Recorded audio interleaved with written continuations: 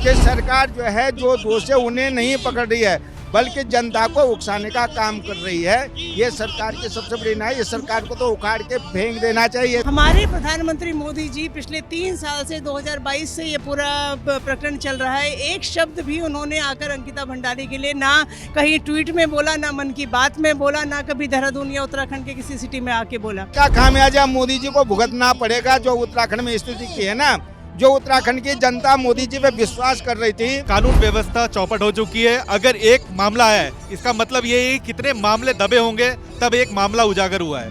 आज देवभूमि शर्मसार है। 4 लड़कियां पहले इससे पहले उस रिसोर्ट से गायब हो चुकी है, जिनका भी पता नहीं। अंकिता भंडारी बेटी के अंदर इतना दम रहा कि उसने जो है विरोध किया। बेटी पढ़ाओ बेटी बचाओ एक जुमला बन के रह गया है। आज बेटी को मारा जा रहा है, इंसाफ की मांग की जा रही है तो पुलिस कार्रवाई हो रही है। तो जब पूरी सरकारी जो है इसमें फंसी है, धामी मुंह क्यों नहीं खोल रहा? वह मुख्यमंत्री धामी है, प्रदेश अध्यक्ष कौन है, और दोनों हारे हुए हैं। कितने शर्म की बात है, ना तो वो बेशर्म इंसान अपने पद से इस्तीफा दे रहा है और ना ही ये लोग उसको हटाने की हिम्मत कर पा रहे हैं। यानी कि बेटियां सुरक्षित हैं, असुरक्षित रहें, बेटियां 10-10 हज़ार रुपए की नौकरी पे अपनी जान गंवाती रहें, अपनी अस्मिता गंवाती रहें। मैं हर्ष प्रकाश काला, केंद्रीय अध्यक्ष उत्तराखंड राज्य आंदोलनकारी संघर्ष समिति और विभिन्न संस्थाओं से हूँ। क्या लगता है गट्टू कौन है? गट्टू कौन है? यहाँ एक नहीं है, 3 गट्टू हैं, पट्टू, गट्टू और भट्टू, और साथ साथ लड़के दट्टू भी हो, क्योंकि जिस तरह से उत्तराखंड में स्थिति इन्होंने बना रखी तो इसमें ये स्पष्ट जो है उर्मिला सनावत ने बता दिया कि गट्टू कौन है। उसने तो केवल गट्टू नहीं कहा, उसने साथ साथ भट्टू भी कहा और साथ साथ पट्टू भी कहा। तो ये तो स्पष्ट है कि गट्टू कौन है, उसमें तो कोई कहने। ये तो सरकार की जो है हर धर्मिता है कि सरकार जो है जो दोषी उन्हें नहीं पकड़ रही है बल्कि जनता को उकसाने का काम कर रही है। ये सरकार की सबसे बड़ी ना है, ये सरकार को तो उखाड़ के फेंक देना चाहिए। ये सरकार उत्तराखंड में रहने लायक ही नहीं है। सर वो उत्तराखंड की बेटी थी, एक बच्ची थी 19 साल की जिसको आंखों में सपना था, है ना, गरीब घर की बच्ची थी, तो उसको न्याय मिलेगा? क्योंकि वो तीन आज भी आश्वस्त हैं कि वो जो है बाहर आ जाएंगे, उनको पता है कि उनके ऊपर हाथ है। आप ये देखिए शुरू से ही कि जो दोषी हैं, जो अंदर तीनों हैं, किसका हाथ बचाने में है? भाजपा का है ना, क्योंकि जो दोषी हैं जिनका वो रिजल्ट है वो भाजपा के जो है नेता का है, जो राज्य मंत्री रह चुका है। उर्मिला सनावत ने क्या कहा, आपने उसका वीडियो देखा होगा। उसने कहा कि मुझे, भट्टू ने कहा कि अगर जो है राठौर नहीं तो मैं तो हूँ। ये स्टेटमेंट आपने सुने होंगे। तो जब पूरी सरकारी जो है इसमें फंसी है, धामी मुंह क्यों नहीं खोल रहा? वह मुख्यमंत्री धामी है, प्रदेश अध्यक्ष कौन है, और दोनों हारे हुए हैं, अपनी विधानसभा से दोनों हारे हुए हैं। तो मोदी जी को ऐसा क्या दिखा उसमें जो उनको जो है बना दिया? जो है मोदी जी अंधभक्त बने हुए हैं और उसका खामियाजा मोदी जी को भुगतना पड़ेगा। जो उत्तराखंड में स्थिति की है ना, जो उत्तराखंड की जनता मोदी जी पे विश्वास कर रही थी, मोदी जी को उसका खामियाजा भुगतना पड़ेगा निश्चित रूप में। और हम अंकिता भंडारी को नहीं, उत्तराखंड की प्रत्येक बेटी को भविष्य में किसी बेटी के साथ इस तरह से नहीं हो, हम हर लड़ाई लड़ने को तैयार हैं आखिरी संघर्ष तक। एक बेटी की नहीं, हमारी आपकी कई बेटियों, स्मिता की एक बेटी की बात नहीं है। आज एक बेटी, आपने अभी एक और का स्टेटमेंट बताया, 4 लड़कियां पहले इससे पहले उस रिसोर्ट से गायब हो चुकी है, जिनका भी पता नहीं। अंकिता भंडारी बेटी के अंदर इतना दम रहा कि उसने जो है विरोध किया, और उन्हें विरोध नहीं किया, उन्हें जो है खत्म कर दिया, उनका पता नहीं। सरेंडर नहीं किया 20 दिन तक, उसे हर दिन हर रात प्रताड़ित किया गया, उसने सरेंडर नहीं किया। बिल्कुल, इसीलिए तो उसके आज अंकिता भंडारी सबको न्याय दिलाएगी और भविष्य में उत्तराखंड में इस तरह की स्थिति न हो। अब आप देखिए मंत्री जो रेखा आर्य जो यहाँ मंत्री है भाजपा में, उसका आदमी बोल रहा है 20-25 हज़ार से जो है बिहार से लड़की खरीद के लिया। क्या ये पूरा देश इसी तरह से है क्या? तो इनके मंत्रियों की सबकी मंशा यही है, ये सब जो है क्या है, डकैत हैं। इसलिए ऐसी सरकार को उत्तराखंड देवभूमि में रहने का कोई अधिकार नहीं है। मतलब आप जो है ये पूरा सिस्टम खिलाफ खड़ा है, पूरा जो है पीछे तो नहीं हटेंगे सर? मतलब नहीं होता पीछे हटने का, हम तो शुरू से ही लड़ाई लड़ रहे हैं और पूरा जो है हमने बहुत रैलियां निकाली है इस संबंध पहले भी, और आज भी हम अगर हटते तो हम आते क्यों? ये आंदोलन जो है बहुत जल्दी और मजबूती के साथ और उत्तराखंड सरकार को फेंकेगा एक तरफ। रेणु बिष्ट कह रही है कि धामी के आदेश का कारण हमने इसे तोड़ा। दोषी कौन है? धामी दोषी है, रेणु बिष्ट दोषी है, और उसके बाद जो है ये तीनों और दोषी हो गए। तो ये जो है भाजपा सरकार के अंदर इतना घमंड हो चुका कि ये केवल उत्तराखंड के जल बेच दिया, जंगल बेच दिया, जवानी बेच दी। जिस जल जंगल जवानी को जल जंगल जमीन और जवानी को बचाने के लिए उत्तराखंड बनाया था, भाजपा सरकार ने उसी जल जंगल जवानी और जमीन को बेच के इस उत्तराखंड को खाली कर दिया। अरब बेटियों के साथ इस तरह का अत्याचार जो कभी भी उत्तराखंड की जनता इसे सहन नहीं करे, बहुत हो गया। जबकि युवा उत्तराखंड 25 साल का हम रजत जयंती समारोह मना रहे थे, उस 25 साल में भाजपा ने अपने शासनकाल में दिखाया कि भाजपा ने केवल अपने अय्यासी के लिए उत्तराखंड राज्य बनाया, नहीं तो उत्तराखंड राज्य के फेवर में तो कभी भी नहीं थे। चलिए, आम जनता, कई जो नेता हैं, अलग अलग जगह से लोग आए हुए हैं यहाँ पर और पूरी ताकत के साथ जो है अंकिता भंडारी का मुद्दा उठा रहे हैं और इसको न्याय नहीं मिलने तक ये लोग शांत नहीं बैठने वाले हैं। और जी, आइए, कुछ दो लोग हैं जो आर्मी से रिटायर्ड हैं, आइए उनसे बात करते हैं कि उनका क्या कहना है इस मुद्दे पर। मैं पूर्व सैनिक रुड़की से आया हूँ, हम पूर्व सैनिक हैं, लेकिन हमें बड़ा दुख हो रहा है कि एक अंकिता बेटी 18 साल की बेटी को इस तरह से हत्या कर दी गई और उसमें भी जो एक बहुत बड़ा नेता बीजेपी का नेता जो अपने को यहाँ का प्रभारी मानता है और उसकी उम्र और उसकी उम्र में कितना फर्क है। हमें फौजी होने के नाते भी हमें अपने बॉर्डर की याद उतनी नहीं आ रही जितनी इसके हत्याकांड की वजह से। सर, आप कहाँ से? आप भी सैनिक हैं? सैनिक में रुड़की से। मेरा कहने का मतलब है, हमने जो है 37 साल आर्मी में नौकरी करने के बावजूद भी आज हमारे को ये स्थिति राज्य में ये स्थिति देखनी पड़ रही है कि जो शर्म नाम की चीज है। मेरा कहना है कि उत्तराखंड की जितने भी आर्मी में सेवारत हैं उनको इस राज्य की कमान देनी चाहिए और इन नेताओं को, चाहे वे किसी भी पार्टी का हो, उनको सियाचिन ग्लेशियर में और पाकिस्तान बॉर्डर में इस एरिया में भेज देना चाहिए। इनको पता चलेगा कि नौकरी कैसी होती है, पैसा कैसे कमाया जाता है, राज्य को कैसे चलाया जाता है, इनको सोचना चाहिए। चलिए, पूर्व सैनिक हो, आम आदमी हो, बुजुर्ग हो, महिलाएं हो, हर कोई इस आंदोलन में शामिल हुआ है और हर कोई चाहता है कि अंकिता भंडारी को न्याय मिले। हर कोई चाहता है कि दोबारा किसी बच्ची के साथ ऐसा ना हो। मेरे पीछे कुछ लोग खड़े हैं, आइए इनसे जानते हैं। आज ये इतना बड़ा प्रोटेस्ट है और आगे ये क्या सोच के आए हैं, मतलब, और इस प्रोटेस्ट में ये किस तरीके से अपनी भागीदारी दे रहे हैं, कहाँ से आए हैं, आइए जानते हैं। सर, आप कहाँ से आए हैं? मैं देहरादून से आया हूँ। देहरादून से आए। तो क्या लगता है, बहुत, अब तो खैर सुबह तो बहुत सारी पुलिस थी, अब तो लोगों का हुजूम आ गया है पूरा, तो हर एक आम आदमी, हम देख रहे हैं, एक आम आदमी भी है, बुजुर्ग भी है, बच्चे भी है, अपोजिशन के भी लोग हैं, सब लोग इसमें शामिल हो रहे हैं।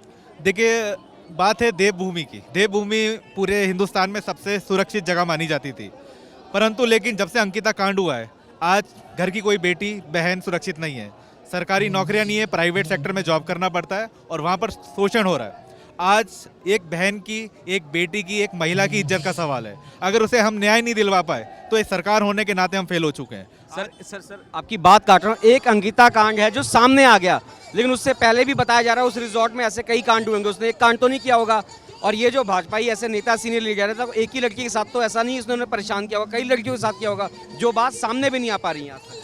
देखिए, कानून व्यवस्था चौपट हो चुकी है। अगर एक मामला है, इसका मतलब ये है कि कितने मामले दबे होंगे तब एक मामला उजागर हुआ है। आज देवभूमि शर्मसार है। उत्तराखंड के सभी भाई बहन, हिंदू, मुस्लिम, सिख, ईसाई, एक बेटी को, एक बहन को न्याय दिलाने के लिए आए हैं।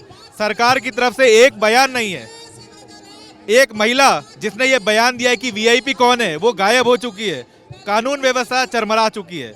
हम राष्ट्रपति जी से मांग करते हैं कि राष्ट्रपति शासन लगाया जाए, सीबीआई की जांच की जाए और जो वीआईपी है उसको एक्सपोज किया जाए, उस पर सख्त कार्रवाई की जाए। बहन अंकिता एक बेटी है 18-19 साल की, वो उसने अपनी जान गंवा दी है इन वीआईपी को स्पेशल सर्विस देने के नाते। देवभूमि को सपने थे उसके, वो सपने लेके आई थी, 12वीं पास एक लड़की थी, उसके सपने थे अपने।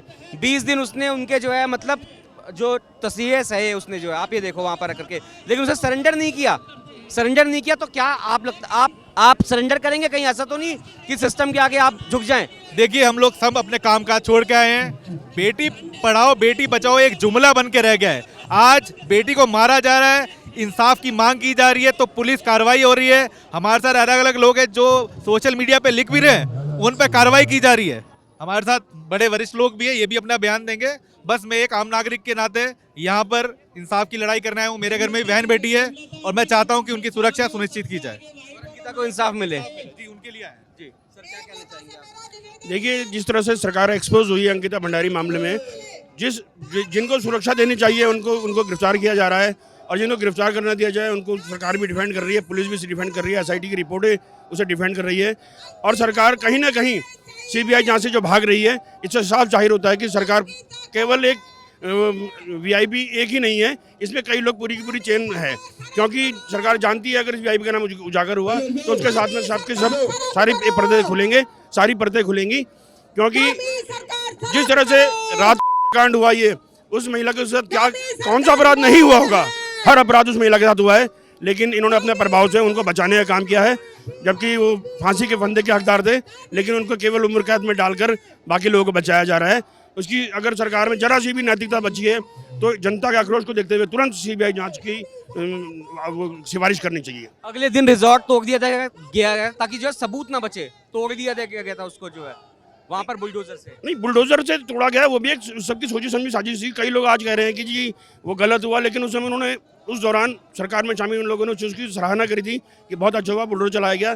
जबकि अगले दिन ही सबूत को छुपाने का अभियोग भी दर्ज होना चाहिए इसके ऊपर। देखिए, सरकार अपनी, सीधा सा प्रिंसिपल है, सरकार अपनी, रिजॉर्ट अपना, नेता अपने।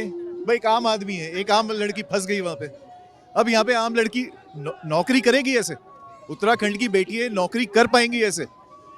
जब तीनों चेन अपनी है, एसआईटी अपनी, एसआईटी भी अपनी है, प्रदेश की है वो। अरे सीबीआई से क्यों नहीं करा रहे हो आप जांच? अगर एक नाम आया है तो उसकी जांच को क्यों सरकार चुप है? जांच कराइए। अब सच झूठे सामने आ जाएगा। आप आनंद फानंद में कह रहे हैं कुछ नहीं किया, फेक वीडियो है, आप दूसरों पे चार्जेस लगा रहे हैं, सच को छुपा रहे हो, आप दबा क्यों रहे हो? आपको क्या डर है जांच कराने में? मतलब पहले दिन से ये सच को दबा रहे हैं, आज भी दबा रहे हैं, आज भी आज आम लोगों की आवाज को दबा रहे हैं। आवाज को दबा रहे हैं। तो हम इसमें अंत तक जाएंगे जब तक वीआईपी का नाम सामने नहीं आएगा, वीआईपी एक्सपोज नहीं होगा। और उसके लिए जरूरी है इनकी चेन तोड़ी जाए। सीबीआई से जांच कराने से पहले यहाँ पे प्रेसिडेंट रूल लगाया जाए ताकि जांच निष्पक्ष हो, न्याय हो, तभी जांच हो पाएगी। सर यहाँ तो भाजपा की सरकार है, अगर कोई और सरकार होती तो अब तक तो यहाँ प्रेसिडेंट लग जाता है।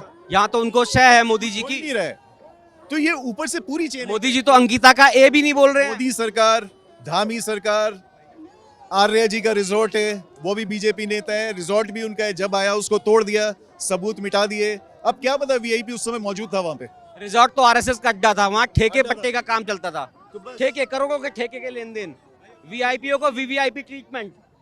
लेकिन बलि का बकरा कौन बनता था? बेटियां, जो बच्चियां हैं वहां पर, वो बलि का बकरा बन रही थी। आज उसकी आवाज को आम जनता, आप देखेंगे पूरी की पूरी भीड़ लोग जो है खड़े हैं, हर एज के यहाँ मिल जाएंगे, छोटे से लेके बड़े तक। सर आप सर यही एक ज़्यादा कुछ ना बोलते हुए कि सीबीआई जांच की मांग हम करते हैं सरकार से। और आप डर क्यों रहे हो? किस बात पे डर रहे हो आप?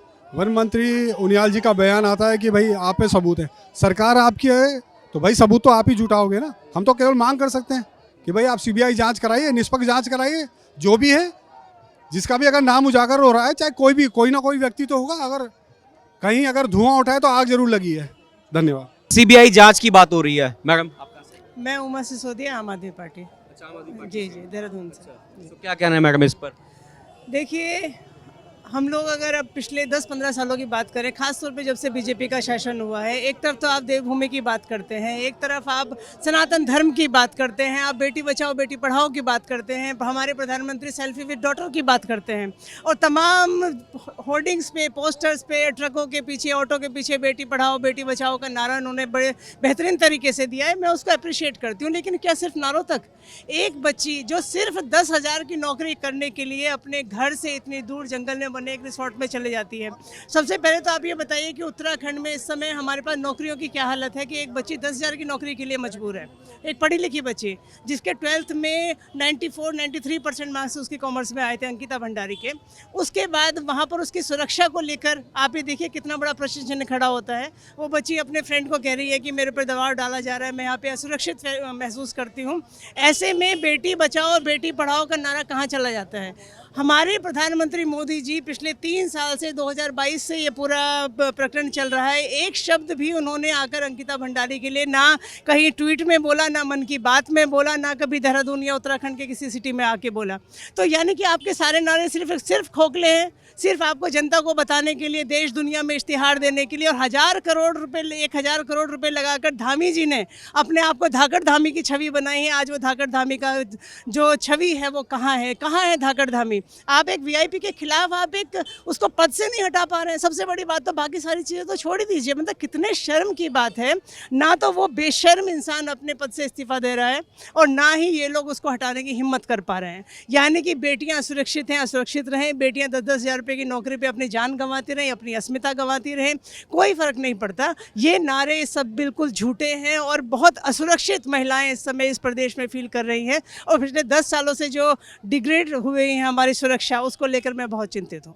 चलिए, उम्मीद है कि मतलब ये प्रोटेस्ट जो है कमज़ोर कहीं ना पड़े कहीं भी, और आप सब जो है आप लोगों का साथ चाहिए। देखिए, हमें बिकाऊ मीडिया नहीं चाहिए, हमें गोदी मीडिया नहीं चाहिए। हमारी आवाज़ जो है वो जो बड़े बड़े मीडिया चैनल्स हैं वो अंकिता भंडारी को दिखाई नहीं रहे हैं। मेरे पूरा भरोसा है आप लोगों पर कि कम से कम सोशल मीडिया के जो हमारे योद्धा हैं वो हमारे साथ युद्ध में साथ रहेंगे। बिल्कुल मैडम, हम साथ में ही हैं। आप देख रहे हैं नेट्रिक न्यूज, साहस सच कहने का।